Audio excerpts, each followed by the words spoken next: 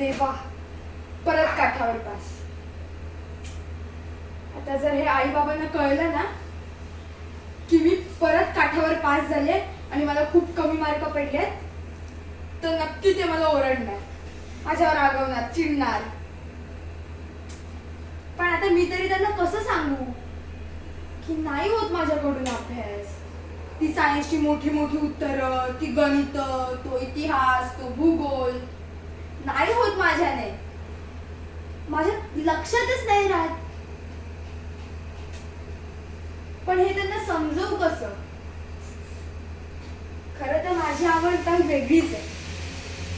मला चित्र काढायला आवडतं, मला डान्स करायला आवडतो. मला माहिती आहे की हे जेवढं सगळं महत्वाचं आहे ना, तेवढाच अभ्यास सुद्धा महत्वाचा आहे. पण कसं समजवू मी आता त्यांना? पण राहू दे, मी आता त्यांच्यापासून लपवून तरी नाही ठेवू शकत. मी त्यांना हे दाखवते.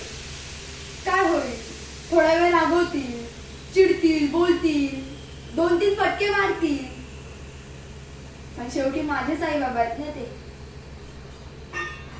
थोड्या वेळाने मला परत समजुतीने जवळ घेतील. मला माहिती आहे की माझी पण चूक आहे याच्यात. मी पण नाही करत अभ्यास, मी पण आळशी आहे जरा.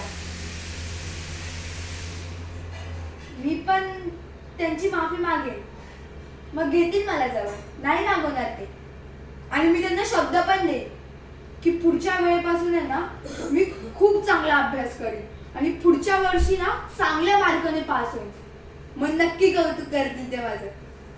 हा, आणि मला छंद सुद्धा जोपासायला देतील, मला खात्री आहे याची.